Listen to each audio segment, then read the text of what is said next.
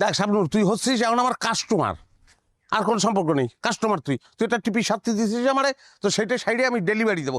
পথের মধ্যে কোনো ধরনের ডেলিভারি হয় রে, সব সব জাতি দিয়ে আমারে। না সরবো না, তুমি না দবির, সে আগের মতোই রয়ে গেলা। মানে কি? ও মানে কি এটাও বুঝতেছো না? আমি কি এই প্রথম তোমার জন্য পথের মধ্যে দাঁড়িয়ে আছি? আল্লাহ রে, কি শুরু করেছিস তুই? দেখ তোর বিয়ে হয়েছে, তোর একটা সংসার আছে, সংসারটা মনোযোগ দিয়ে কর দিনি। আমি তো এই বিয়েটা করতেই চাইনি। আরে কি করতেছিস তুই?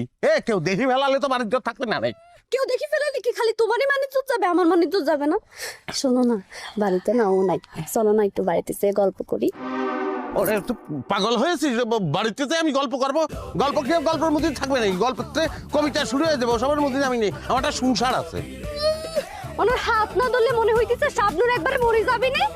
এই শোনো, আমার টিপি আজকের মধ্যে ঠিক করে দিবা, নয়তো কিন্তু তোমার খবর আছে, এটাই আমি কই দিতেছি। ওরে ভাই, দোকানের পর জুলহাস আছে, তুই যা দোকানে চলে যা, দোকানে যে ওই টিপি নিয়ে অন্য মেকারের কাছে চলে যা, সে ঠিক করবে না, আমি পারবো না।